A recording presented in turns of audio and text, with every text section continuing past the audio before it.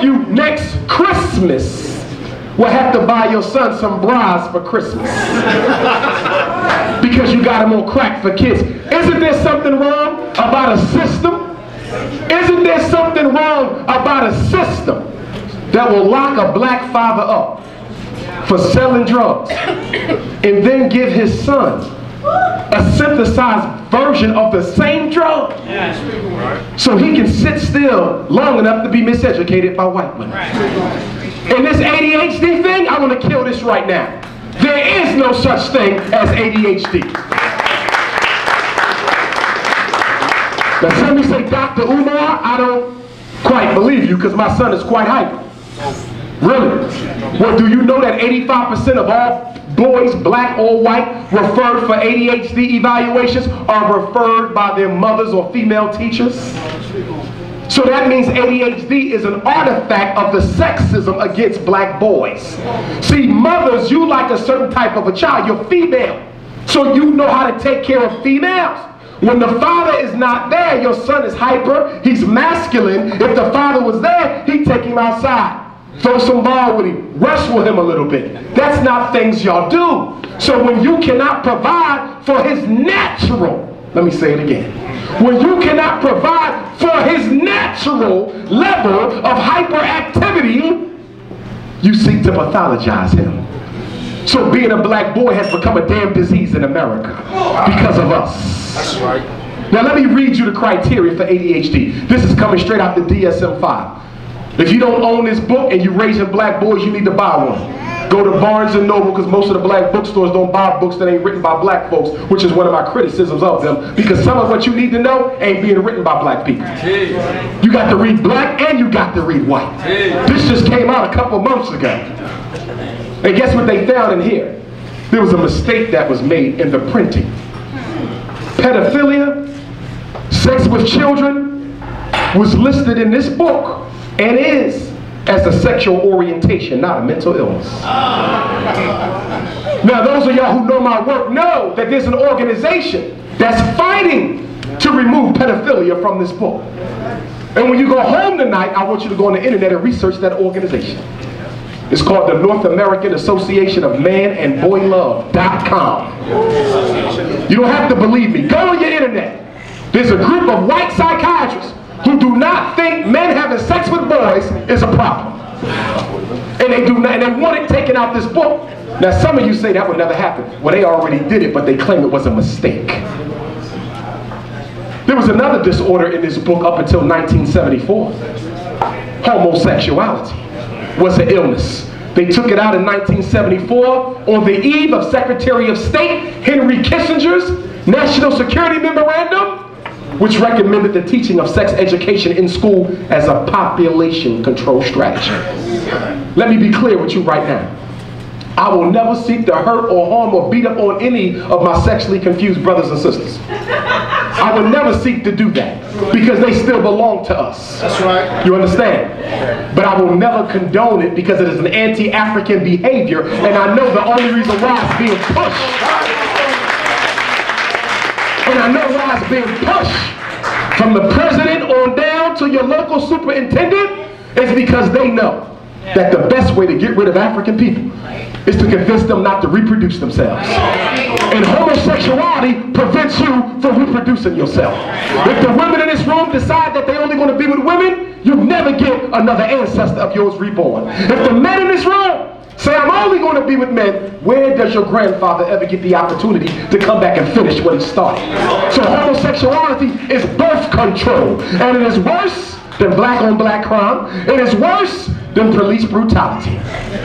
It is worse than mass incarceration. Because in order for black on black crime to happen, in order for mass incarceration to happen, the life must exist. But with homosexuality, you prevent the egg from ever meeting the semen.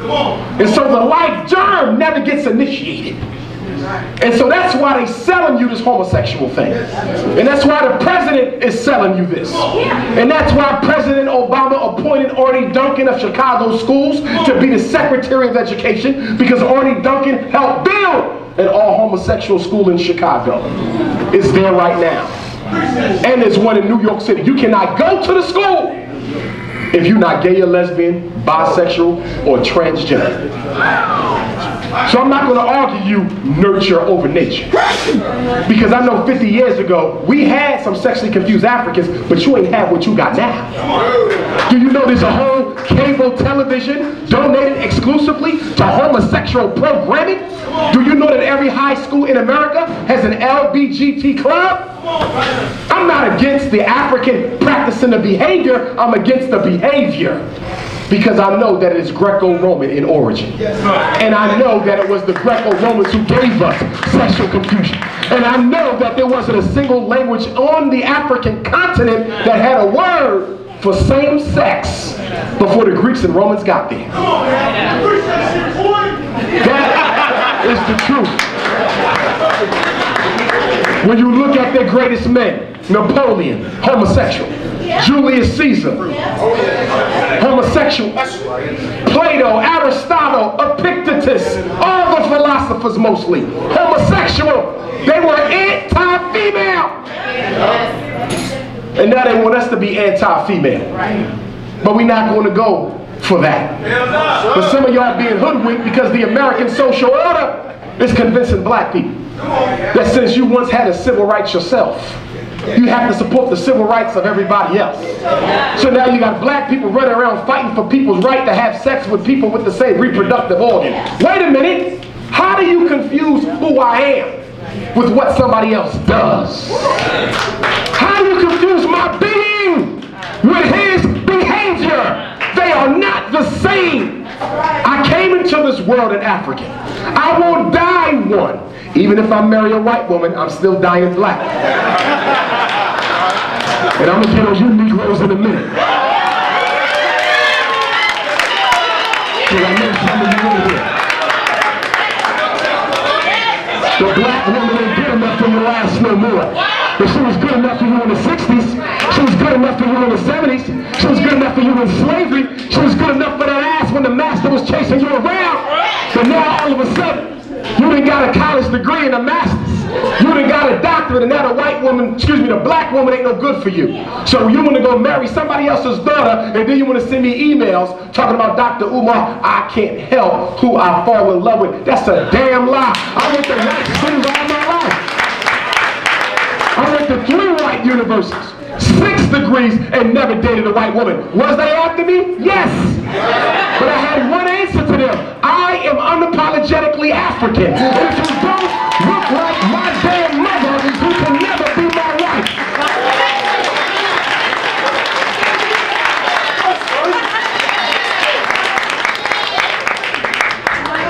Or maybe you forgot. The black man forgot that the only white women you allowed to date anyway is the leftovers that the other white men don't want. You don't believe me? Go ask Michael Jordan's wife if Michael Jordan was her first choice. Go ask Tiger Woods' ex-wife if Tiger was her first choice. White women are very clever. Their first choice is always a rich white man, but the way the Anglo-Saxon race is organized, it's hard for a poor white trash woman to marry a rich white man. So when she cannot get her first choice, if I can't get a white man with a doctorate, my plan B will be a Negro with a doctorate.